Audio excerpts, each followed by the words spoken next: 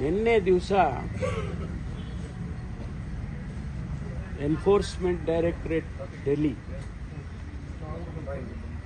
ಆಫೀಸರ್ಸ್ಗಳು ನಮ್ಮ ಸಂಸ್ಥೆಯ 3 ಕಾಲೇಜುಗಳಿಗೆ ಭೇಟಿ ಕೊಟ್ಟಿದ್ದಾರೆ.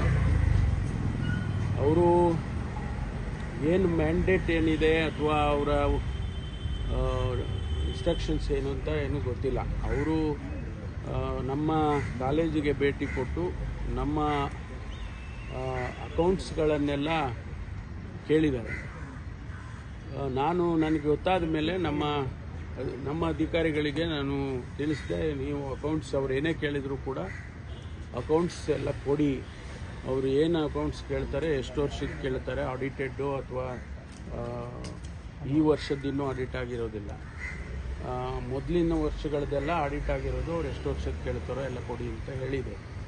ಅವರು ಅದನ್ನೆಲ್ಲ ಪರಿಶೀಲನೆ ಮಾಡಿಕೊಂಡಿದ್ದಾರೆ. ಇವತ್ತು ಕೂಡ ಮುಂದುವರೆದಿದೆ, ಅವರು ವೆರಿಫಿಕೇಷನ್ಸು ಎಲ್ಲ ಮುಂದುವರೆದಿದೆ. ಅದು ಉದ್ದೇಶ ನಮಗೆ ಗೊತ್ತಿಲ್ಲ.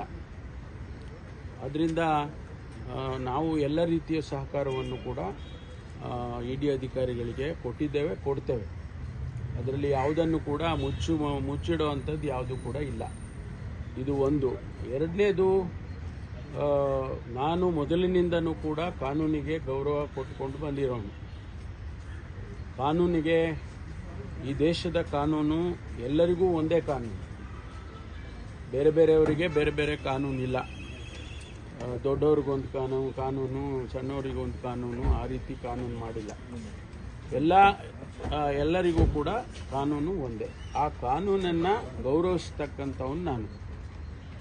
ಆದ್ದರಿಂದ ಯಾವುದೇ ರೀತಿಯ ಸಂದರ್ಭದಲ್ಲೂ ಕೂಡ ಕಾನೂನನ್ನು ನಾನು ಗೌರವಿಸ್ತೇನೆ ಮತ್ತು ಎಲ್ಲ ರೀತಿಯ ಸಹಕಾರವನ್ನು ಕೂಡ ನಮ್ಮ ಸಂಸ್ಥೆ ಮಾಡುತ್ತೆ.